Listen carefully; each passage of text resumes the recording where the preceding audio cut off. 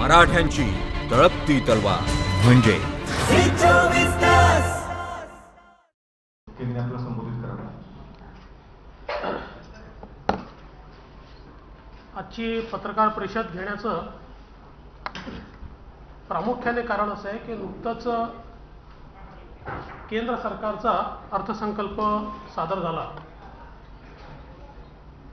आणि या अर्थसंकल्पाच्या नंतर वेगवेगळ्या प्रकारच्या रिॲक्शन्स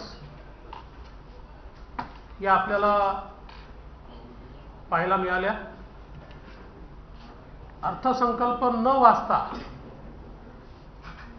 या अर्थसंकल्पात महाराष्ट्राला काहीच मिळालं नाही, अर्थसंकल्प महाराष्ट्राचा दिसतच नाही, अर्थसंकल्पात महाराष्ट्र दिसतच नाही, किंवा हा निवडणुकीच्या राज्यांचा अर्थसंकल्प आहे, अशा प्रकारच्या अनेक गोष्टी अर्थसंकल्पाच्या संदर्भात सांगण्यात आल्या.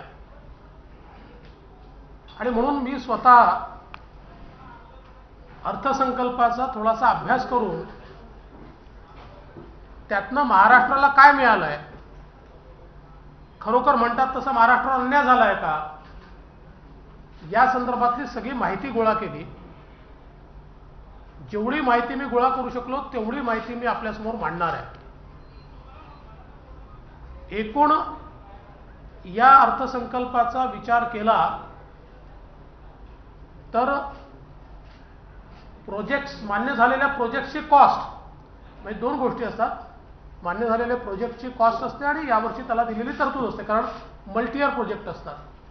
पण मान्य झालेल्या प्रोजेक्टची कॉस्ट आणि इतर सगळ्या तरतुदी या जर या बजेटमधल्या या वर्षीच्या आपण बघितल्या तर त्याची एकूण कॉस्ट होते जवळजवळ 3,05,611 कोटी, 3,05,611 कोटी रुपये एवढे या बजेटच्या माध्यमातून प्रोजेक्ट्स आणि तरतुदी या महाराष्ट्राला मिळाल्या. याच्यामध्ये प्रामुख्याने जर आपण बघितलं तर जवळजवळ 1,33,255 कोटी रुपयाचे 328 रोड प्रोजेक्ट्स, ज्याची लांबी साधारण 10,000 किलोमीटर आहे, या प्रोजेक्ट्सवर आपल्याला मोठ्या प्रमाणात तरतूद मिळाली आहे. त्याचप्रमाणे मुंबई मेट्रो रेल प्रोजेक्ट असेल, पुणे मेट्रो रेल प्रोजेक्ट असेल, रेल्वेच्या 16 नवीन लाईन्स जवळजवळ 2,000 किलोमीटरच्या, त्यानंतर 5 gauge conversion project, 18 doubling project, Jalshakti मंत्रालयाच्या माध्यमातून मोठ्या प्रमाणात आपल्याला त्या ठिकाणी जवळजवळ 4,000 कोटी रुपये मिळाले आहेत. असं एकूण मी ज्या तरतुदी आहेत त्या तरतुदी आपल्यासमोर खऱ्या अर्थानं ठेवण्याचा प्रयत्न करतोय. विशेषतः शेती आणि सिंचन याच्यामध्ये जर आपण या ठिकाणी बघितलं तर हवामान आधारित शेती प्रकल्प 672 कोटी रुपये मिळाले. Maharashtra agri business and rural transformation 232 कोटी रुपये मिळाले.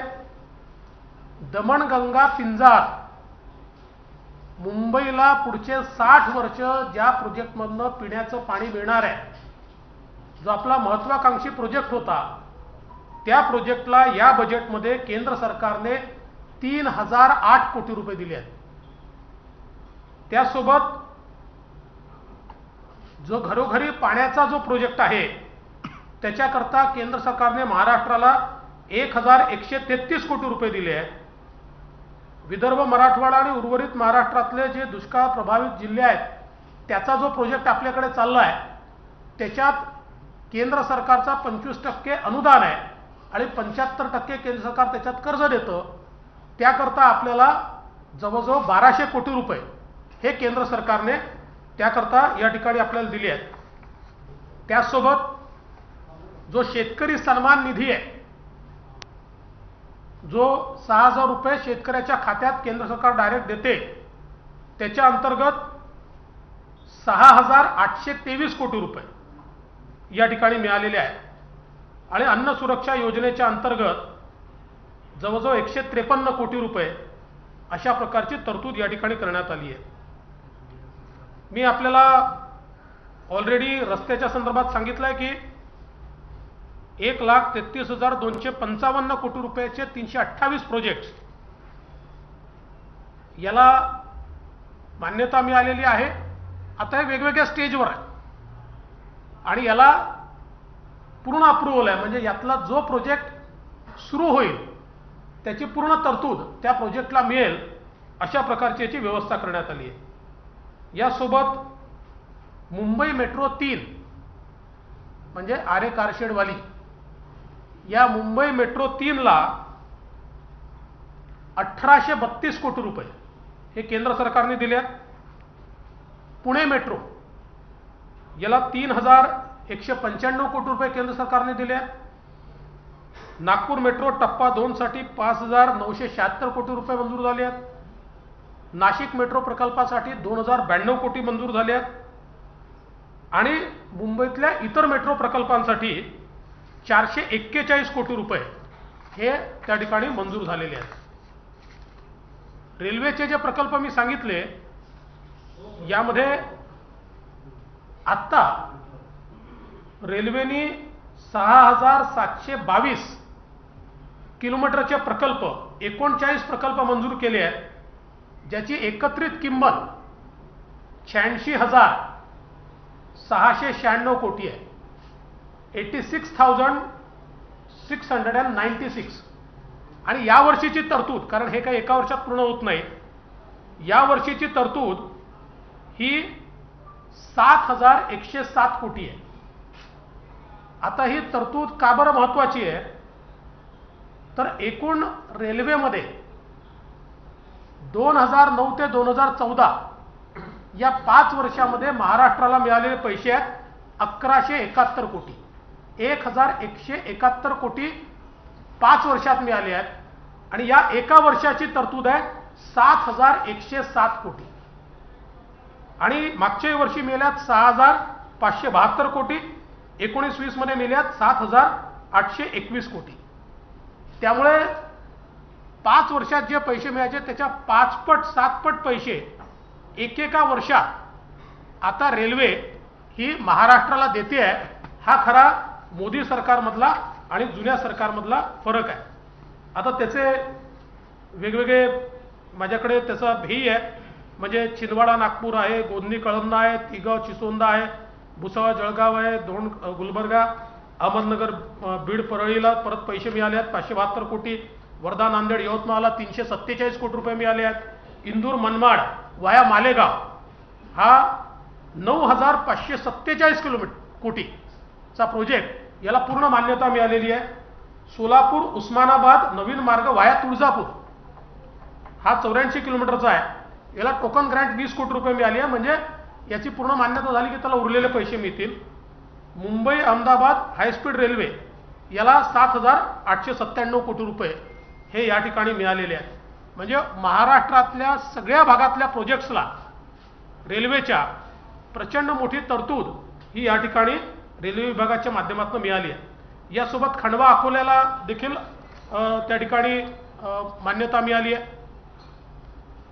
डबलिंग किंवा तिसरी लाईन किंवा चौथी लाईन असं जिथे मिळालं आहे त्यात कल्याण कसारा तिसरी लाईन, वर्धा नागपूर तिसरी लाईन, तिगाव चिसोंदा तिसरी लाईन, वर्धा बल्लारशा तिसरी लाईन, इटारसी नागपूर दुसरी लाईन, त्यानंतर पुणे मिरज लोंढा डबलिंग, दौंड मनमाड डबलिंग, वर्धा नागपूर चौथी लाईन, मनमाड जळगाव तिसरी लाईन, जळगाव भुसावळ चौथी लाईन, या सगळ्याला या ठिकाणी तरतूद मिळाली आहे. त्यासोबत काही वाहतूक सुविधांच्या संदर्भात काही या ठिकाणी पैसे मिळाले आहेत, ज्याच्यामध्ये लोकमान्य टिळक टर्मिनसवर कोच सुविधा विस्तार, पनवेल कळंबोली कोचिंग टर्मिनस, त्यानंतर छत्रपती शिवाजी महाराज टर्मिनस मुंबई प्लॅटफॉर्म विस्तार, हडपसरचा सॅटेलाइट टर्मिनल म्हणून विस्तार, अजनीचा सॅटेलाइट टर्मिनल म्हणून विस्तार, पुणे प्लॅटफॉर्मचा 24 ते 26 डब्यांकरता विस्तार आणि नवी दिल्ली मुंबई मार्गाचा एक मार्गावर 160 ते 200 किलोमीटर प्रति तासाने गाडी चालली पाहिजे, याकरता त्याचं सबलीकरण, याला 1340 कोटी रुपये.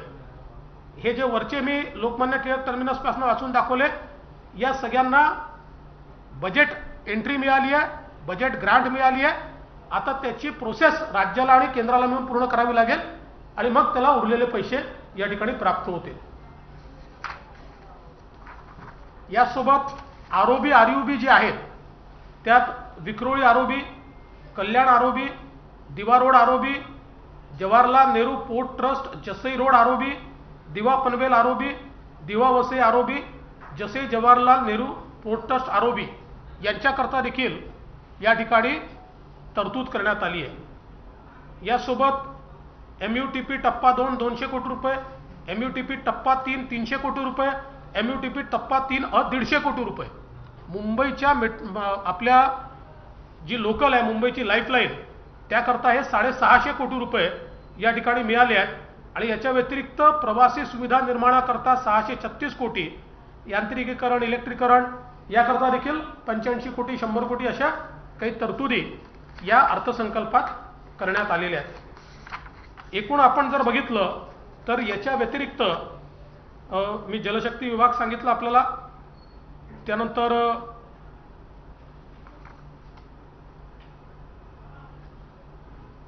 या ठिकाणी टॅक्स डिव्होल्युशनचे जे पैसे या बजेटमधनं मिळणार आहेत त्यात 42,000 कोटी रुपये. त्यानंतर फायनान्स कमिशन ग्रँट ज्या मिळणार आहेत त्या 10,961 कोटी रुपये. त्यानंतर scheme for special assistance for capital expenditure हे मिळणार आहेत 529 कोटी रुपये. आणि त्याचसोबत इतर ज्या CS आणि CSS बेस्ड ट्रान्सफर आहेत त्या मिळणार आहेत 13,416 कोटी रुपये. याच्यामध्ये प्रधानमंत्री आवास योजनेचे पैसे मी पकडलेले नाही आहेत, कारण ते जेवढे प्रोजेक्ट मंजूर होतात त्याच्या आधारावर येतात, किंवा इतर अशा ज्या स्कीम्स आहेत, म्हणजे उज्ज्वला योजना असेल किंवा अशा ज्या इंडिव्हिज्युअल स्कीम्स आहेत याचे पैसे मी पकडलेले नाही आहेत. त्यामुळे एकूण इन्फ्रास्ट्रक्चर सेक्टरमध्ये प्रचंड मोठी गुंतवणूक महाराष्ट्रामध्ये केंद्र सरकार करते. रोड्समध्ये, ब्रिजेसमध्ये, रेल्वेमध्ये, ओव्हरब्रिजमध्ये, मेट्रोमध्ये आणि सबअर्बन रेल्वेमध्ये. आणि मला असं वाटतं की आपण जर हे सगळे बघितले, याच्या व्यतिरिक्त अजून राज्याला जे काही GSTचं कम्पेन्सेशन आहे ते कम्पेन्सेशन देखील पूर्ण देण्याचा निर्णय हा केंद्र सरकारने घेतलेला आहे. त्याचं कम्प्युटेशन हे जुलै टू जुलै होतं. त्यामुळे जुलै टू जुलै कम्प्युटेशन झाल्यानंतर एक्झॅक्ट अमाऊंट कळेल की ती किती आहे, त्यानुसार ते कम्पेन्सेशन देखील त्या ठिकाणी मिळणार आहे. आणि म्हणून जे काही या ठिकाणी सांगण्यात आलं की महाराष्ट्र कुठे दिसत नाही, महाराष्ट्राला काही मिळालं नाही, हे धादांत खोटं आहे. आणि मी आपल्यासमोर सगळी आकडेवारी दाखवलेली आहे. महाराष्ट्राला सगळ्यात प्रॉमिनंटली या बजेटमधनं इतक्या मोठ्या प्रमाणातल्या तरतुदी मिळाल्यात. अपेक्षा एवढीच आहे की जशी मेट्रो 3 थांबवून ठेवलेली आहे अशा प्रकारे प्रोजेक्ट्स न थांबवता प्रोजेक्ट्सला गती देऊन हे पैसे जास्तीत जास्त यातले पैसे यावर्षी खर्च होतील असा प्रयत्न हा महाराष्ट्र सरकारने केला पाहिजे.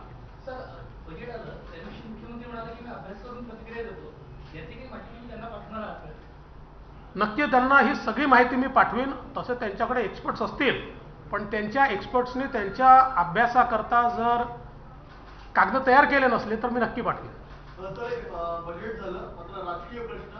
सिंधुदुर्गाच्या सभेमध्ये अमित शहानी पहिल्यांदा स्पष्टीकरण दिलेलं आहे की बंद दारात कोणताही शब्द उद्धव ठाकरेंना दिला नव्हता.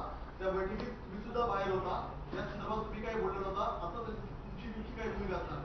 नाही, अमितजींनी हे पहिल्यांदा सांगितलेलं नाही. यापूर्वी 2 नॅशनल चॅनलवर आणि ANI वर मुलाखतीमध्ये अमितभाईंनी हे स्पष्ट केलं आहे. पब्लिक सभेमध्ये कदाचित हे पहिल्यांदा ते बोलले असतील.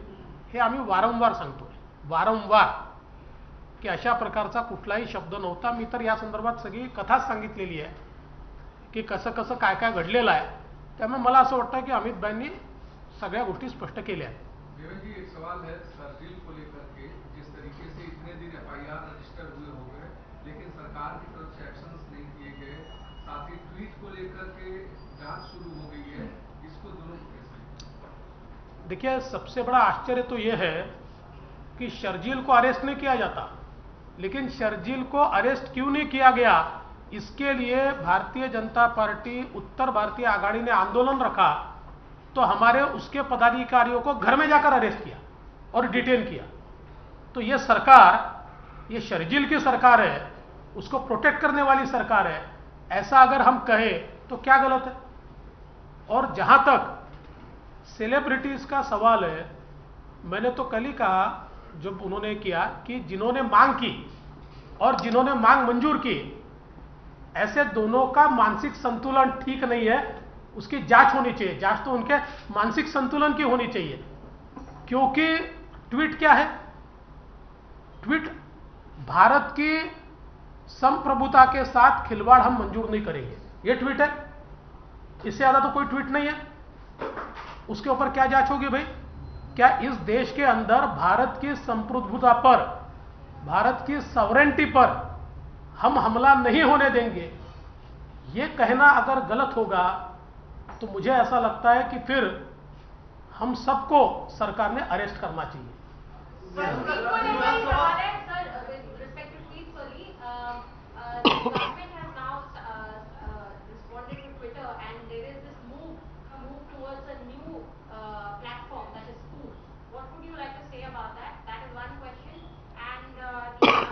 Kajal, I have no information about it. I'll speak only when I have all the information. भाजपाची आता काय नेमकी भूमिका असेल? विधानसभा अध्यक्षपद आता रिक्त झालेलं आहे. असं आहे की महाराष्ट्रामध्ये साधारणपणे ही परंपरा राहिली आहे की विधानसभेचा अध्यक्ष जो आहे तो एकमताने आम्ही निवडतो. तथापि साधारणपणे सरकारचा अप्रोच काय आहे, विधानसभेत विरोधकांना वागणूक काय आहे, विरोधकांशी सरकारचा संवाद आहे का, या सगळ्या बाबींवर हे डिपेंडंट असतं, त्याच्यावर हे निर्भर असतं. त्यामुळे या संदर्भात आम्ही आणि आमचे मित्रपक्ष एकत्रित बसू आणि या संदर्भातला निर्णय आम्ही घेऊ. एक महीना पूरा हुआ है, भंडारा में जो हॉस्पिटल में आग लगी थी उसको 1 महीना पूरा हुआ है. सरकार के पास फायर ऑडिट रिपोर्ट है, सरकार के पास डिविजन कमिश्नर का रिपोर्ट है. कल एफएसएल जो मुंबई करीना लैब है उसका भी रिपोर्ट भंडारा एसपी के पास गया जो बताता है कि 22 मिनट तक वो बच्चे उस आग में तक कोई नहीं आए. उसके बावजूद सरकार आज फिर से कह रही है कि हमें और एविडेंस चाहिए, और जब ये ऑफिशियली सबमिट होगा एफएसएल का रिपोर्ट हमारे पास, तब हम एफआईआर करने की सोचेंगे या हम एफआईआर करेंगे. क्या लगता है अभी तक एफआईआर नहीं हुई है, इस पर रिस्पॉन्सिबिलिटी किसकी? मुझे ऐसा लगता है कि सरकार किसको बचाना चाहती है इसके ऊपर पहले चर्चा होनी चाहिए और सरकार ने स्पष्ट करना चाहिए, क्योंकि इतना सीधा मामला सामने आ रहा है.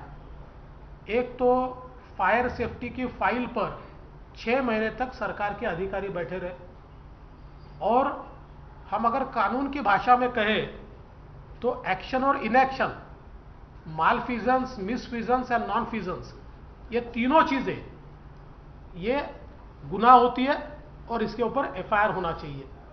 आज जिस प्रकार की यह घटना घटी, उस घटना के बाद सरकार ने जिस प्रकार की कार्रवाइयां की है, सरकार इस मामले में पूरी असंवेदनशील है. सरकार किसी को बचाने का प्रयास कर रही है. इसमें जरूर कोई ना कोई ऐसी चीज है कि जिसके कारण सरकार डर रही है, और हमारी मांग है तुरंत एफआईआर रजिस्टर किया जाए. राहुल एक राहुल नंतर ना एक विचारून राहुल. बजेट आलं त्यानंतर मुंबई महानगरपालिकेचं देखील बजेट आलंय आणि महानगरपालिका निवडणुका डोळ्यासमोर ठेवता मोठा आकडा तर समोर दिसतोय, पण यामध्ये अनेक काही निर्णय देखील थोडंसं वादग्रस्त ठरले. एमएमआरडीएच्या बाबतीत महापालिकेने एक प्रस्ताव पाठवलाय की इतकं अधिकार आहे, महापालिकेचं अधिकार क्षेत्र वाढावं, हा एक आहे. आणि याचबरोबर काही समुद्राचं पाणी, खारं पाणी गोड करण्यामध्ये देखील मोठे आकडे फक्त समोर येत आहेत. दोन निर्णयांबद्दल चर्चा होते, तुमची काय माहिती ओव्हरऑल मुंबई महानगरपालिका बजेटबाबत? नाही, मी मुंबई महानगरपालिकेचं बजेट मी काही बघितलेलं नाही, पण माझं मत असं आहे की मुंबई महानगरपालिकेने काही बजेट जर तयार करायचं असेल तरी देखील मुंबईतले खड्डे, मुंबईत तुंबणारं पाणी याच्याकडे पहिल्यांदा लक्ष दिलं पाहिजे. आणि सगळ्यात महत्त्वाचं, मुंबई महानगरपालिकेतल्या बजेटचे आकडे आणि भ्रष्टाचाराचे आकडे याचा काही मेळच बसत नाही.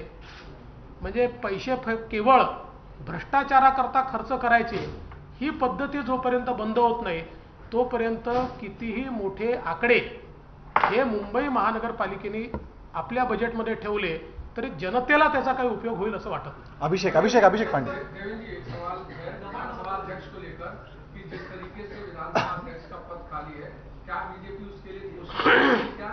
और शिवसेना लगातार कह रही है कि एक ऐसा लूपहोल छोड़ दिया है बीजेपी के लिए सरकार में या कांग्रेस ने, जिससे बीजेपी आगे आकर आक्रामक हो सकती है. देखिए, पहली बात तो यह है कि महाराष्ट्र में प्रायः ये परंपरा रही है कि हम लोगों ने विधानसभा का जो अध्यक्ष पद है वो हम लोग एक मत से करते हैं, उस पर प्रायः चुनाव नहीं होता. किंतु ये सरकार ऐसी है कि जो विरोधी पार्टी से संवाद नहीं करती. विरोधी पार्टी की जो अधिकार है सभागृह में, उन अधिकारों का भी हनन होता है. और इसलिए हम लोग हमारे सारे मित्र पक्षों के साथ बैठेंगे और इसके ऊपर अपनी नीति तय करेंगे. लेकिन मुझे एक बात की खुशी है कि सरकार बहुत घबराई हुई है. ये विधानसभा अध्यक्ष पद के चुनाव को लेकर सरकार बहुत घबराई हुई है. ये देखकर मुझे बहुत खुशी हो रही है. हाँ, तुम्ही पंतप्रधानांना पत्र लिहिलं, केंद्राने मदत केली. सातत्यानं असं देखील सांगितलं जातं की राज्य सरकारने मदत केलेली कर्मक झाला. वस्तुस्थिती काय आहे? असं आहे की हा काही श्रेयाचा मुद्दा नाही कोणाच्या, परंतु तिरा कामतच्या प्रकरणामध्ये ज्यावेळी असं लक्षात आलं की त्याच्यावर 6 कोटी रुपयाचा कर केंद्र सरकारच्या कस्टमच्या माध्यमातून लागतोय, त्यावेळी तिच्या वडिलांचं एक पत्र घेतलं मी आणि त्याच्यावर एक माझं पत्र हे मी PMOला पाठवलं. ते पाठवल्यानंतर 4.5 तासात PMOतनं मला फोन आला आणि त्यांनी मला सांगितलं की पंतप्रधान महोदयांनी हा विषय तात्काळ टेकअप करायला सांगितला आहे. याची एक प्रोसेस आम्हाला करावी लागते, त्याचे कागदपत्र लागतील. त्यामुळे माझ्या ऑफिसने ते जे मुलीचे वडील आहेत त्यांना आणि PMOला जोडून दिलं. बरेच कागदपत्र PMOने 2-3 दिवसात त्या ठिकाणी त्यांच्याकडनं घेतले आणि मला असं वाटतं 5 दिवसामध्ये PMOने हा निर्णय केला. त्यामुळे मी माननीय पंतप्रधानांचे आभार मानतो. त्यांची संवेदनशीलता ही याच्यामध्ये महत्त्वाची आहे की 4.5 तासामध्ये PMO ॲक्शनमध्ये येतं आणि अशा प्रकारचा निर्णय हा या ठिकाणी घेऊन मदत करतं. मला असं वाटतं एवढ्यापुरतंच मला या संदर्भात बोलायचं आहे. बाकी कोणी काय केलं कोणी काय नाही केलं हा मुद्दा नाही. नवनाथ एक आपण प्रश्न नाही होणार. एक नवनाथ बजेटवर टीका करताना राहुल गांधींनी असं म्हटलंय की देश विकायला काढणारे करोडोजीवी आहे. म्हणजे ज्या पद्धतीनं आंदोलनजीवी हा शब्द वापरला त्याला उत्तर देताना देश विकायला काढणारे करोडोजीवी आहेत अशा प्रकारची टीका केंद्र सरकारवर काय आहे. कॉलोनी कॅपिटलिझम असं आहे की राहुल गांधी यांनी क्रोनीचा अर्थ जर समजावून सांगितला तर मी याच्यावर नक्की प्रतिक्रिया देईल. आणि बजेटमधले 5 आकडे 5 हे राहुल गांधींनी जर त्या ठिकाणी सांगितले की बाबा हे 5 आकडे आहेत तरी देखील मी त्याच्यावर प्रतिक्रिया द्यायला तयार आहे. आपल्याला सगळ्यांना कल्पना आहे, आपण राफेलच्या वेळी बघितलं, दिवसात 4 वेळा ते बोलायचे आणि 4ही भाषणांमध्ये वेगळे आकडे सांगायचे. त्यामुळे त्यांना कोणीतरी लिहून देतात, ते प्रतिक्रिया देतात, त्याच्यावर काय प्रतिक्रिया द्यायची. बराच वेळ ट्वीट मामले में एक अपडेट है. राजेश टोपे ने इस केस को पीछे लेने के ऊपर सवाल पर कहा है कि मुख्यमंत्री और उप मुख्यमंत्री इस बारे में हाई कमेटी लेवल पर फैसला लेंगे. आपको लगता है आप लोग का दबाव काम आ रहा है यहाँ पर? सरकार बैकफुट पर आ रही है? कौन सी चीज में? ट्वीट की जो जांच है. देखिए, पहली बात तो यह है इसकी जांच ही नहीं हो सकती. इसका कारण जिसको CRPC समझता है वो इस बात को अधोरेखित करेगा कि इस प्रकार से कोई ट्वीट करता है और कोई तीसरा आदमी जाके मांग करता है, इसकी जांच वाच होती नहीं है.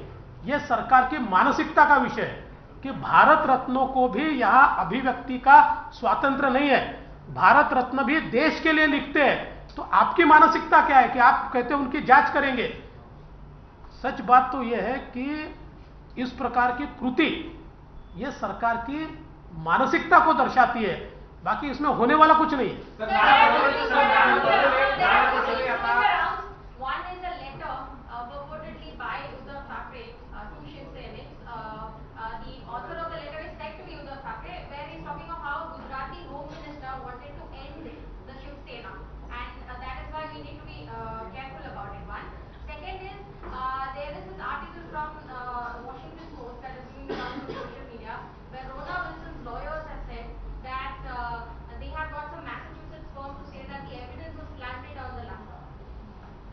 देखिए, पहली बात तो यह है कि वो कुछ कार्यक्रम होता ना, क्या जलेबी और फाफड़ा और उद्धव ठाकरे आपड़ा, वो कार्यक्रम का क्या हुआ?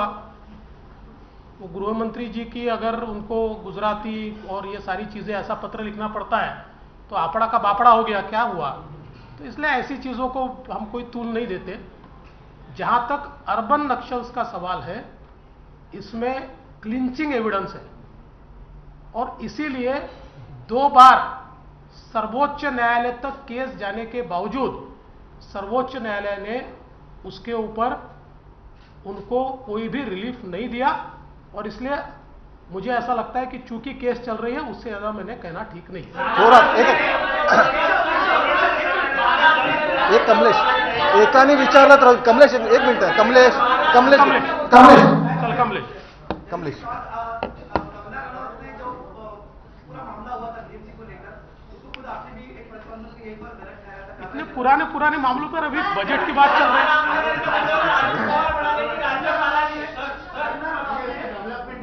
एक मिनट बोलते रहो। कंगना रनौत ने खुद उस मामले को, उस केस को पीछे लिया है।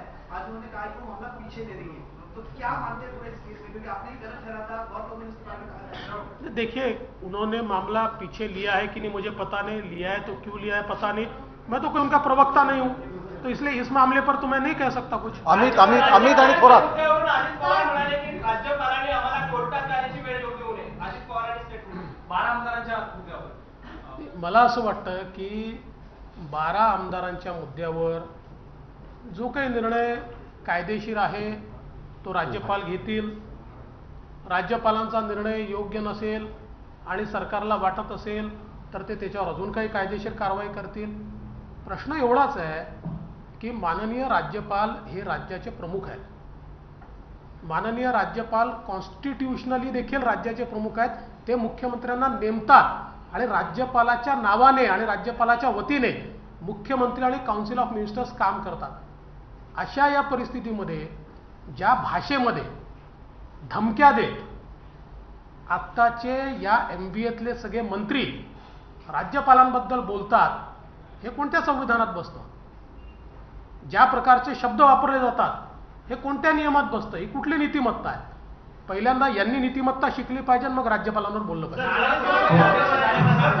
जलजीवन पूर्वबंधावर येत असताना आता कुठल्याही अटीशर्ती न ठेवता रेल्वे सरसकट सर्वांसाठी सुरू करण्यात यावी ही मागणी वाढत असताना दिसत आहे। इसी को जोड़ के मेरा सवाल है कि स्टैगर्ड टाइमिंग की जो बात की थी सरकार ने कॉर्पोरेट ऑफिसेस को लेके, खास करके प्राइवेट ऑफिसेस को, तो वो तो नहीं हो रहा है, लेकिन बात ये भी चल रही थी कि कहीं ना कहीं सरकारी दफ्तर जो है उनके भी स्टैगर्ड टाइमिंग्स हो, लेकिन वो भी इम्प्लीमेंट नहीं हो रहा है। तो ऐसे में लोगों की कहीं ना कहीं जो है वो दिक्कत हो रही है कि बहुत से लोग बड़े पैमाने पे ऑफिस शुरू इसलिए बाहर आ रहे हैं। तो अब सरकार ये सोच रही है कि रेलवे के टाइम्स जो है वो बदले जाए, तो आप इसको कैसे देखिए, रेल्वेच्या वेळा बदलल्या पाहिजे, त्या अजून वाढवल्या पाहिजेत, ही सगळ्यांचीच मागणी आहे। आणि विशेषतः मी सरकारी ऑफिसेसपेक्षाही प्रायव्हेट सेक्टरमध्ये काम करणाऱ्यांची अडचण अधिक आहे। सरकारी ऑफिसेसमध्ये तर आता मला कुठली शिस्त दिसत नाही। आपण मंत्रालयात जाऊन पहा 50% लोक त्या ठिकाणी आपल्याला हजर दिसत नाही। त्याच्यामुळे सामान्य माणसाची खूप मोठी परवड होते आहे। त्याचा विचार करून टायमिंग्सही वाढवले पाहिजेत आणि अजून कशा प्रकारे आपल्याला फेजेसमध्ये पूर्ण हे सुरू करता येईल याचा विचार सरकारने केला पाहिजे। त्यांनी सांगितले की राज्यात काँग्रेस हा एक नंबरचा पक्ष ठरेल आणि त्यानंतर बऱ्याचदा ते भूमिकेत देखील आले। काल ते दिल्लीत होते, त्यांनी थेट पंतप्रधानांवर टीकेची सुरुवात केली। पंतप्रधानांनी सगळ्यात उत्तम नटसम्राट आहेच म्हणताय आणि खास करून राज्यातल्या घडामोडी देखील बोलताना दिसत आहेत. अध्यक्ष निवड आणि काँग्रेसची एकत्रित हालचाल तुम्ही कसं बघताय विरोधी पक्ष म्हणून? असं आहे, नाना पटोले हे अमेरिकेच्या राष्ट्रपतीबद्दलही बोलू शकतात. त्यांना कोणी थांबवलंय बोलण्याकरता? इथे अभिव्यक्ती स्वातंत्र्य आहे, त्यामुळे ते कोणाही बद्दल काही बोलू शकतात. त्याच्याबद्दल काही नवल वाटून घेण्याचं कारण नाही आहे आणि अशा गोष्टी सिरियसली घेण्याचंही कारण नाही आहे. काँग्रेस हा 4थ्या नंबरचा पक्ष आहे आणि हे खरंच आहे की 4थ्या नंबरचा पक्ष कोण होईल याबद्दल शिवसेना आणि काँग्रेसमध्ये गेले 2-3 वर्ष लढाई चालली आहे. शेवटचे 2 प्रश्न, अभिषेक आणि भोसले 2 प्रश्न शेवटचे, कारण सागर पुढे जायचं. ये है कि कल 7 कॉर्पोरेटर सिंधुदुर्ग के वो शिवसेना में शामिल हुए, तो शिवसेना ने कहा कि अमित शाह ने कोशिश की थी वहां पर जाके छोड़ने की, लेकिन हमने उनके ही कॉर्पोरेटर्स को तोड़ लिया और धीरे धीरे वहां पर बीजेपी को और समाप्त कर देंगे. देखिए, ये कॉरपोरेटर आना और जाना ये चलते रहता है, ये कोई बहुत बड़ी बात है ऐसा मैं नहीं मानता. अभी वो जो नगर पालिका है वहाँ के सारे बीजेपी के, यानी ये साथ जाकर भी कोई फायदा नहीं है उनको. वहाँ का आरक्षण इस प्रकार से आया कि ये 7 लोग लड़ नहीं सकते, इसलिए शिवसेना में चले गए, उनके साथ चले गए. तो मुझे लगता है कि अभी शिवसेना की हालत ऐसी है कि कोई कॉर्पोरेटर भी इधर से उधर हो जाए तो उनको ऐसा लगता है कि वो देश के प्रधानमंत्री बन गए और इस प्रकार से वो उसके ऊपर रिएक्शन देते हैं. मुझे लगता है उनको जल्दी ही चुनाव में पता चल जाएगा. लास्ट शेवट थोड़ा शेवट लास्ट थोड़ा. 24,000 कोटी केंद्राची येणे आली आहे. गुजरात फेब्रुवारी डिझेलच्या भाववाढी संदर्भात आपलं काय म्हणणं? पहिली गोष्ट अशी की राज्याचे जीएसटीचे मागच्या वर्षीचे सगळे पैसे केंद्र सरकारने दिले. या वर्षीचे जे पैसे आहेत तेही देत आहे. याचं कम्प्युटेशन जे होतं ते जुलैमध्ये होतं आणि ते जुलैमध्ये कम्प्युटेशन झाल्यानंतर ते पैसे सगळे मिळतात. त्यामुळे हे जे 3 लाख कोटी आत्ता मी वाचून दाखवले हे मात्र बोलले जात नाही, पण ते 20,000 कोटी 24,000 कोटी जे मिळाले आहे आणि जे मिळणारच आहे ते मात्र सांगितलं जातं. हे सरकार असं आहे, आपला नाकर्तेपणा लपवण्याकरता केंद्राकडे बोट दाखवायचं एवढंच या सरकारला या ठिकाणी समजतं. पेट्रोल डिझेलच्या भावाच्या संदर्भात आजच नाही, गेले 15 वर्ष पेट्रोल डिझेलच्या कॉस्ट ह्या पास थ्रू आहे. परंतु अशा प्रकारे जेव्हा भाववाढ होते त्यावेळी महाराष्ट्र सरकारमध्ये वॅट सर्वात जास्त आहे. हे वॅटच्या रेजिममध्ये याचे टॅक्सेस सरकार राज्याच्या सरकारच्या हातात आहे, हे जीएसटीमध्ये नाही आहे. म्हणून यापूर्वी ज्यावेळेस असं झालं होतं त्यावेळेस आम्ही राज्याचे टॅक्सेस कमी केले, 5 रुपयांनी भाव कमी झाला होता, राज्याचं नुकसान नव्हतं झालं, केवळ कॅस्केडिंग इफेक्ट त्याचा कमी केला होता. आता या राज्य सरकारमधले तिन्ही घटक पक्ष पेट्रोल डिझेलवर एवढं बोलतात तर हिंमत दाखवून कमी करवा ना. आम्ही केलं होतं, आम्ही दाखवून दिलं. कमी करता येतात, राज्याच्याच हातात आहे.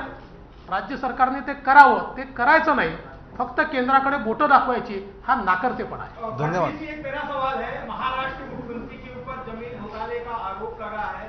की जमीन के बारे में आपके पार्टी के पूर्व सांसद किरीट सोमैया सहित और कार्यकर्ताओं ने आज अलीबाग में धरना दिया है. भाजपा और यूपी की सरकार जब थी महाराष्ट्र में तो बाला साहेब ठाकरे ने मनोहर जोशी का इस्तीफा मात्र इसलिए लिया था क्योंकि उनके ऊपर पुणे में जमीन घोटाले के मामले में कुछ आरोप आए थे. इस बारे में आप क्या कहते हैं और भाजपा इतनी शांत क्यों अकेले किरीट सोमैया को ही छोड़ दिया है क्या भ्रष्टाचार के खिलाफ लड़ने के लिए? भाजपा बिल्कुल शांत नहीं है. किरीट सोमैया भारतीय जनता पार्टी के हैं, वो कि दूसरे पार्टी के थोड़ी है. उनके साथ जो 80 लोग आपने कहा कितने थे मुझे पता नहीं, 200 भी हो सकते हैं, वो कोई किराए से लाए हुए लोग तो नहीं थे, भारतीय जनता पार्टी के थे. किरीट सोमैया ने ये सारा मसला इलेक्शन कमीशन को नियम के तहत दिया हुआ है. इलेक्शन कमीशन उस पर कार्रवाई कर रही है. वो अपने नियम में बैठाकर जो कार्रवाई वो इलेक्शन कमीशन करेगी. धन्यवाद. विदेशी हस्तियों ने जिस तरह से किसान आंदोलन को अपना समर्थन दिया था और उस पर केंद्र सरकार को क्या कोई कार्रवाई करना चाहिए, क्योंकि वो किसानों का समर्थन कर रहे हैं और वही केंद्र सरकार है जो किसान का विरोध कर रही है. और दूसरा सवाल भी सर मेरा आपसे ये है कि नारायण राणे को बीजेपी ने अपने खेमे में ले लिया है, तो क्या आने वाले वक्त में शिवसेना को बहुत बड़ी चुनौती का सामना करना पड़ेगा? पहला सवाल जो है उसका बहुत सीधा उत्तर है, किसी के समर्थन में ट्वीट करना ये कोई गलत नहीं है. अगर सेलिब्रिटीज समर्थन में केवल ट्वीट करती तो शायद इतना बवाल नहीं होता. उनकी जो टूल किट ध्यान में आई, उस टूल किट में सारी चीजें मेंशन थी जिसमें षड्यंत्र दिखाई पड़ता है। 26 जनवरी को लाठीचार्ज होने के बाद क्या करना है, किसानों के मरने के बाद क्या करना है, यहां तक का प्लानिंग जब होता है तो इसका मतलब यह है कि इस देश को बदनाम करने के लिए एक टूल किट तैयार की गई और विदेशी सेलिब्रिटीज को पकड़कर देश को बदनाम करने का षड्यंत्र रचा गया। इसलिए उसके ऊपर कार्रवाई होनी चाहिए। और मुझे तो आश्चर्य लगता है कि उनके ऊपर कार्रवाई छोड़ दीजिए, लेकिन देश विरोधी गतिविधियों को जो लोग उजागर करते हैं और हम देश के साथ ऐसा कहते हैं, मुझे बताइए महाराष्ट्र में जो हमारे भारत रत्न है, इन्होंने किसानों के खिलाफ तो नहीं कहा, उन्होंने तो देश के ओर से कहा कि देश की सॉवरेंटी के खिलाफ कोई बोले नहीं, तो उनके ऊपर कार्रवाई करने की बात होती है। तो मुझे लगता है कि एक बार गिरेबान में झांकने की आवश्यकता है। नारायण राणे बीजेपी में ये खेमे में लेने का कोई सवाल नहीं है। शेवट आता आम्ही आम्ही शेवट आता एक मिनिट आम्ही शेवट आम्ही डोंबिवली शेवट करत पत्ती पुलाचं उद्घाटन झाल्यामुळे हो, म्हणूनच